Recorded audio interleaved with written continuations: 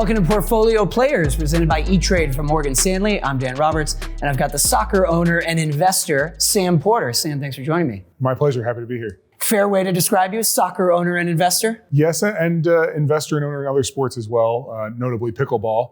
Yes, I want to talk about pickleball. Let's start in soccer. I mean, you've really built your name and your portfolio in soccer. And it's interesting right now because, you know, we have covered both, obviously, American soccer, specifically in the last few years, the rise of women's soccer, NWSL. But then there's always going to be the international specter over U.S. soccer. You know, nothing's bigger than, you know, European soccer, whether it's Premier League or La Liga, the other things there.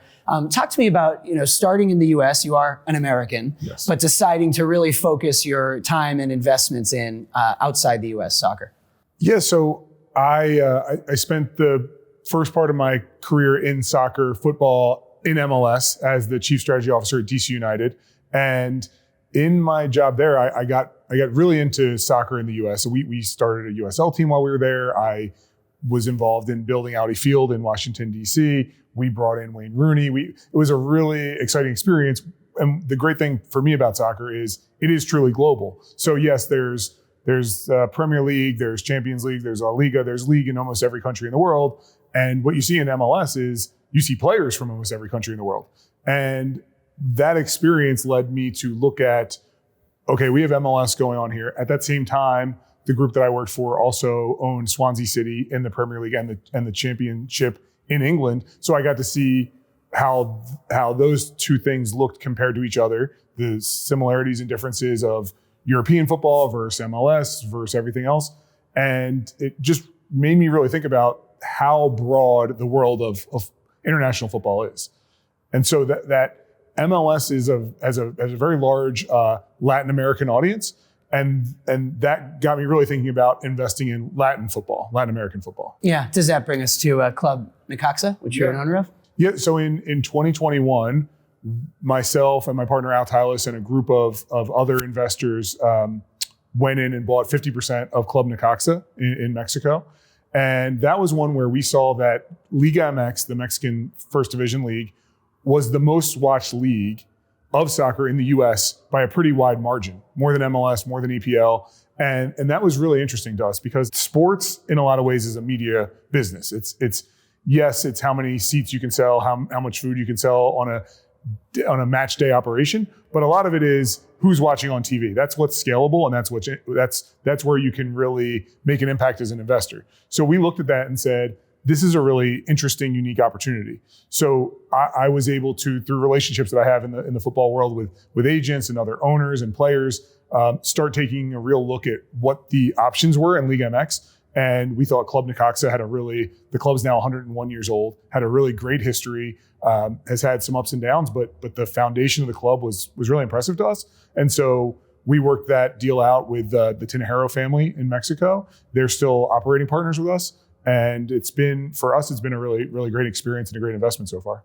There's such a rise in U.S. owners and investors going in and buying either minority or majority stakes in foreign teams. What does it take to, I don't want to say turn around, but, you know, you buy a majority stake in a team over there. What does it involve in terms of, you know, you review the operations and the management? What are the first steps? Is it like when one company buys another and you look at efficiencies or synergies, or how is it different because it's a sports team? I don't think there's a one-size-fits-all answer to that. So I think you have to define a couple things. So one, what is the club that you're buying? What is the ceiling for that club? Is this a club? Are you buying a club that's in Spain that has aspirations to compete for winning the Champions League? Are you buying a club in Mexico that you're trying to make the playoffs? So where are you buying the club? What has been that club's history? What are yourself, if you're an individual investor, or what is your group? What's your mandate? What's your goal? What are you trying to accomplish? Are you trying to get in there, take it from a bottom tier team and just maybe you're buying in a second division and you want to get promoted and you want to exit after promotion. Maybe you want to grow it and have a long-term position there and be something that lives on after you're even out of it. So I think you have to figure out what you're trying to accomplish and what the ceiling of that club is. And some clubs do really have ceilings, and some clubs could, win Champions League. So I think first you have to understand that. And then I think you get into the ownership. Once you close the deal, you're doing a lot of the work before you close, because it's a process of getting league approval, figuring out how you're going to do the capital structure of the investment. You're figuring all those things out. It takes some time. And while you're doing that, you're also kind of putting your 100-day plan together or so. So it's really a case-by-case situation. And for instance, for us at Necaxa, it was the club has a really good academy going into it. And we were like, how can we take what they're doing and shine a little bit of a light on it? Because they had a lean front office that wasn't, it was, you have teams like Club America or Chivas or Monterrey that have massive budgets, they spend a lot, and they have tons and tons of fans, both in Mexico and the United States. Necaxa has a good amount of fans, but it wasn't a mainstream team that a lot of people who didn't grow up in Mexican soccer would have heard of. So for us, it's like, let's take the things that the club does really well, shine a light on them and grow them, and make strategic investments where we feel like we can be helpful. I'll never forget years ago when the European soccer teams started opening up permanent offices in New York. And I think maybe someone like Bayern Munich was maybe one of the first to do it. And I remember going to the opening. And so at the same time as we're seeing US capital flow into outside the US sports franchises, we're also seeing these European and foreign soccer clubs trying to gain more of a foothold and fan base in the US. So there's almost a two-way traffic happening there. Yeah.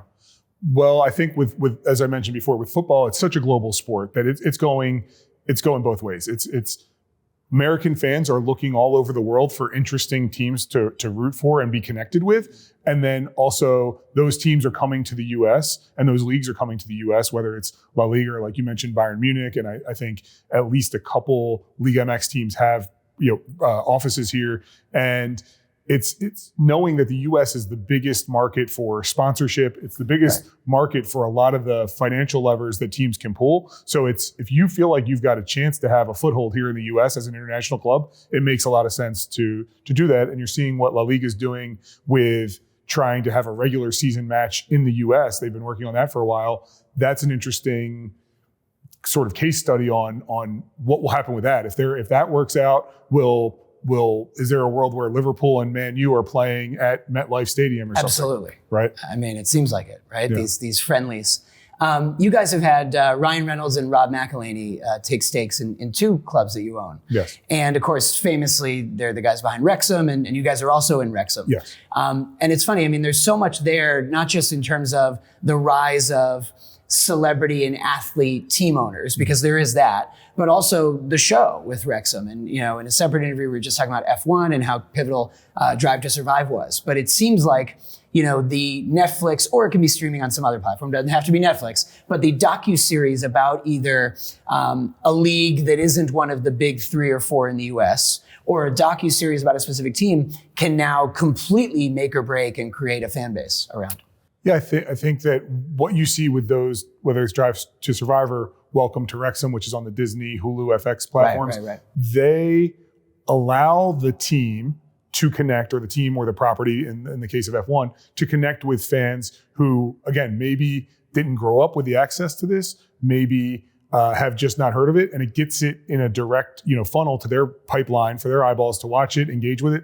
And then people, once they see the stories and understand it a little more, one of the things when I watched the first season of Wrexham, I knew a lot of this stuff, but when I watched the first season of Welcome to Wrexham, I thought they did a really good job on that show. This was before we had a business relationship with those guys, of explaining how does promotion and relegation work. Because a big part of season 1 was getting out of non-league football. And it was, how does this work? And then some of this terminology, I think if you come to F1 or you come to European football as a novice and you didn't grow up with it, and you start hearing terms like the pitch, relegation, promotion, these things, and in F1 it's got its whole own vernacular that a lot of people just aren't familiar with. And those shows, if they take a minute and just kind of say, okay, we're going to explain this. Here's what this word means. Here's what this word means. Here's how this works. Here's how the system works. Here's how the season works. Here are the different competitions. Here's how we get points. I think all of that connects with people, and they want to learn, and they want more of this kind of content. So I think those shows do a really good job, not just of finding new fans, but also making people more aware of how it works and how to understand it. Full swing with golf too. Yeah, exactly. Same way. Exactly. When you get someone like a Ryan Reynolds, investing in a team,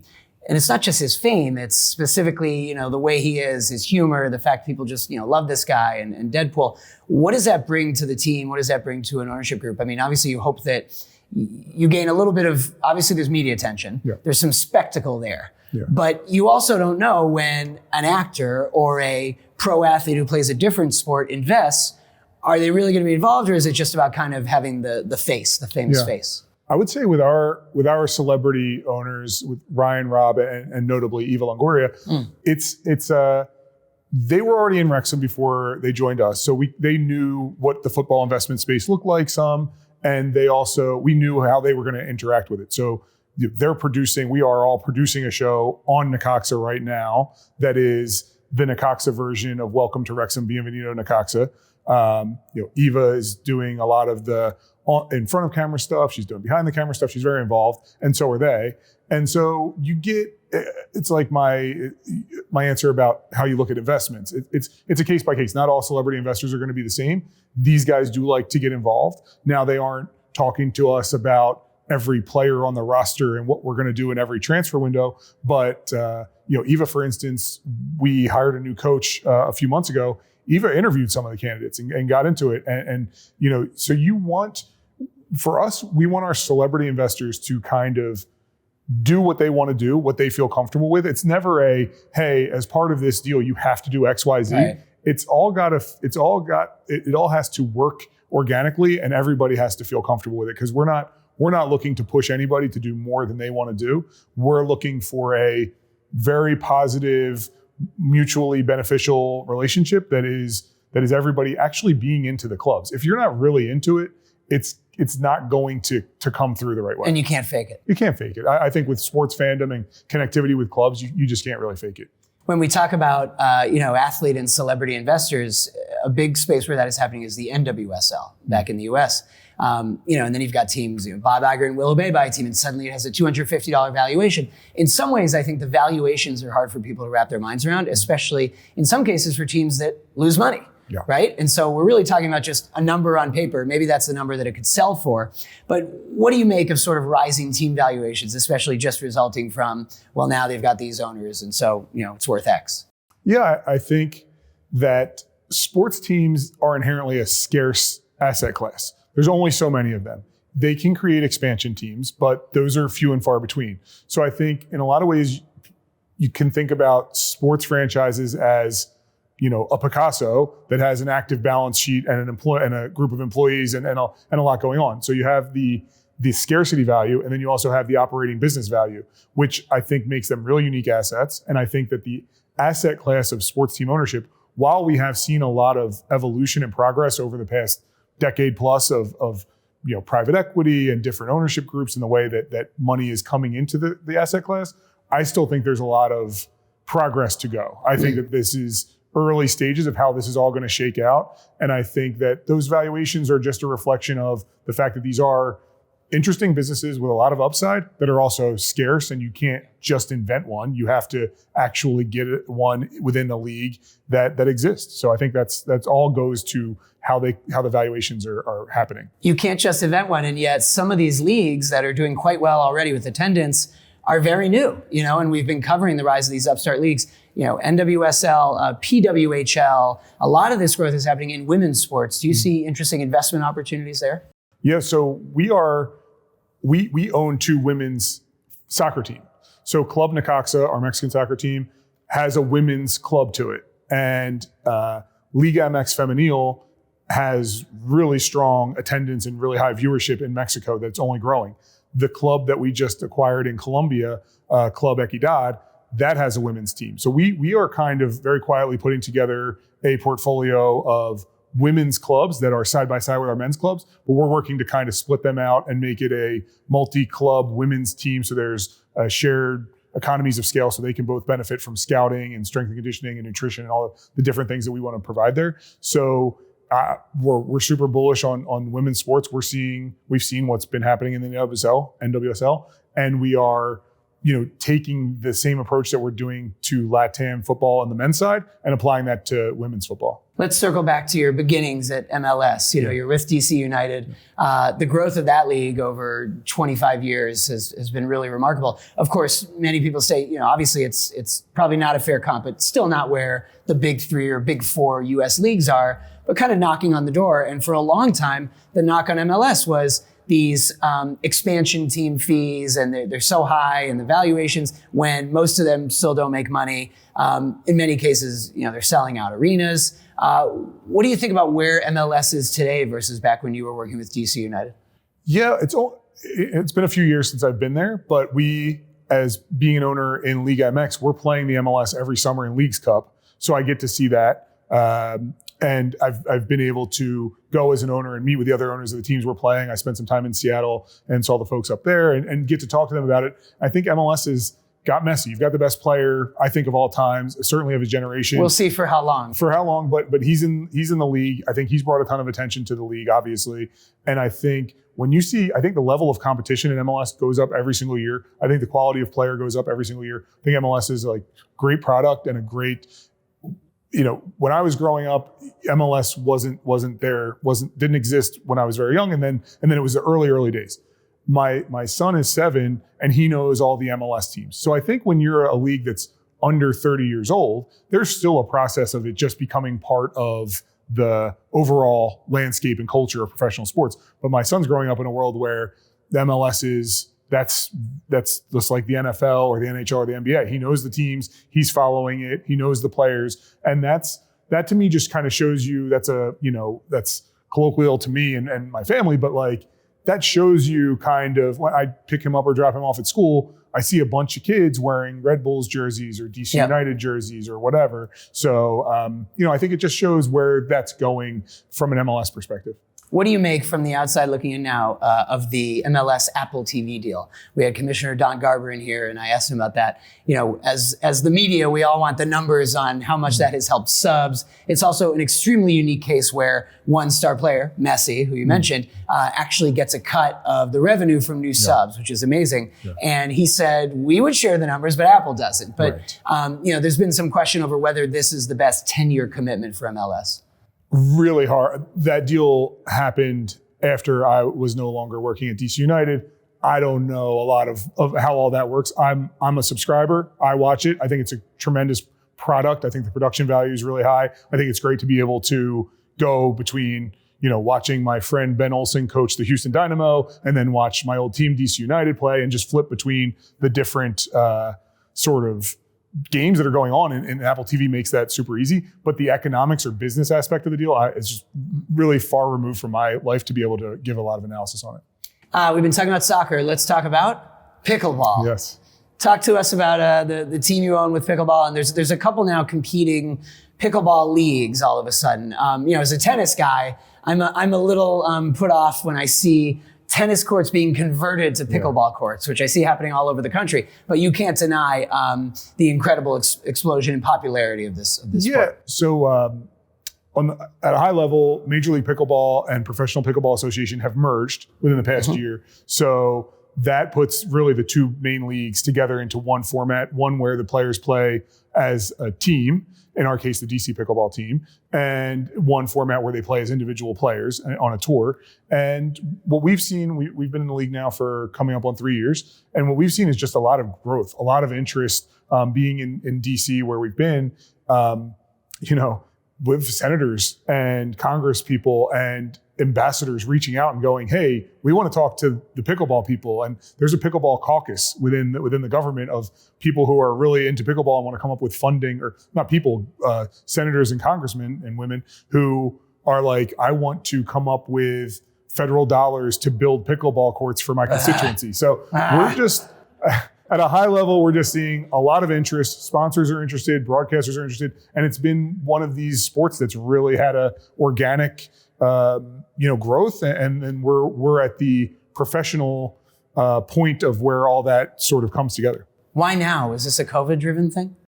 I would certainly think that had an impact of a sport that people were able to get out and play during COVID, but now we're several years past it, and we're still seeing year over year double-digit growth and participation. So I don't really know why now on anything, but I know when I talk to people about it, I get sort of probably as many people that want to talk to me about pickleball as soccer, and which to me, I'm probably spend much more of my time thinking about soccer, and my partner Al spends a lot of time thinking about pickleball. But the interest level just from the conversation all the way to sponsorships, partnerships, investments. It seems like pickleball is just something people really connect with. That's good anecdata, though. I like that as many people are asking about pickleball as asking about soccer. Yeah. I think that says a lot. This is portfolio players, so let's just end with a couple investment-related questions. We've been talking about successes and buying stakes in teams. How about when it doesn't go so well and failures? What investment missteps have you made in your career? Well, I was an employee up until the last few years, so I wasn't in a position to be making a ton of investments. So I can't really look back on anything thus far. Talk to me in 10 years and we'll see. Hopefully none. But I up to date, I think that the sports asset class as a whole has really done so well for so long that you're not seeing a lot of missteps. The one place that I think can be a little tricky is European football in soccer. Because there is relegation exists, and you can buy a team in one league and you can end up in a different league where the valuations are different, the revenues are different, and the situations are different. And I think that it is very, very expensive to operate whichever league you're in, whether you're in the Premier League in England or the Championship, whatever league you're in, the structure of it there is you are spending, there's no safety net of if you finish last, you get the number one draft pick. There is a very much, you finish last, you're going down, and then you've got to spend to get back up. And if you're in the league that you want to be in, you've got to spend to stay in that league. And if you're a team that's at the higher end of one of those leagues, say you're at the higher end of the Premier League, you're a Man United or a Tottenham Hotspurs or a Chelsea, you are spending to get into the Champions League where you're having another media rights bump. So everybody in European soccer is kind of chasing that next thing. And with the reality of relegation, that really puts everybody up against it in terms of spending their free cash flow. And sometimes you spend that free cash flow on players and coaches and the triage of getting the team going forward, as opposed to being able to make capital investments into the business, which we have a little bit of protection here in the US in the sense that we don't have promotion relegation. So I can't say that there's an investment that I think I've made a big misstep on, but I can say that I think that's the area where there's the most there's a high level of reward, because if you own a team in European football that's doing really well, it's going to be a great experience and you're going to make money, but there is risk there that probably doesn't exist in the same way in North American sports. And risk of continuing to have it be a money suck, to chase it when they get relegated. That's really interesting. Right. Yeah. You also do work with Apollo as an advisor. Talk to us a little bit about what that role is. And obviously, private equity has entered the NFL this season for the first time, up to 10%. That's very interesting. Although I always say, or at least my take on it is, to the average fan, it's not interesting. I mean, they're probably not going to really see these guys. This is just a way for your team to get an infusion of capital. But what is Apollo up to in the space, and how do you advise them? Well, my role is it's a part-time role. I'm not an employee. I'm an independent senior advisor. And basically when something, I think the sports as an asset class has grown so fast and had such an influx of institutional capital that Apollo was looking for somebody to maybe say, hey, we've got this deal. How would an operator think about this? How would this play out in reality versus just on a spreadsheet or in a pitch deck? What do you think about this? So my role is to really take a look at what stuff they're seeing and give them a real world analysis of how will this go? What are your risks? What's our upside? What are our risks? What does that look like? And I can't really speak to anything that they're looking at the moment, but they definitely, like everybody else, are seeing sports as a place where there's growth, there's opportunity, and sports as a whole is an intersection of a lot of things. It's funny, when NFL announced the PE starting, I wrote something about, remember Barbarians of the Gate, the RGR Nabisco? Yeah. And so, is there any negative or downside to PE flooding into more sports, even at the college level and youth level? Because for a while, it's like the private equity boogeyman, but it seems like that's gone. I don't know. No one really. I don't know. You don't know. You don't know. I think capital going into anything opens doors and generates, I would say, just at a very high macro level, there will be positives and negatives to anything, right? And I think the positives probably outweigh the negatives, but I think that, it's going to be more opportunity, more facilities, more ways for kids to get in. Will private equity figures out a way where you flip a coin, heads, we win, tails, you lose. They're not going to lose on it, Right. So, parents might pay $50 more a month for their kids to be in this all-encompassing youth sports situation. Yeah. But maybe their facilities will be better and they'll get better coaching. There's going to be trade-offs, but I think on the whole, it'll probably be positive. You're seeing sports as a place where obviously there's media rights, but there's also real estate development. There's also broader entertainment where it's eat, play, work. On top of that, the people who own and operate and are around sports, a lot of those folks have other businesses where they've been really successful in other sectors, whether it's shipping or real estate or tech or whatever. So I think sports is just a great place to get into if you want to have a broader, Rolodex of opportunities. So do we. That's what we think at FOS, the intersection of business, sports, and culture. Sam, thanks so much for talking to me. This is great. Appreciate good fun.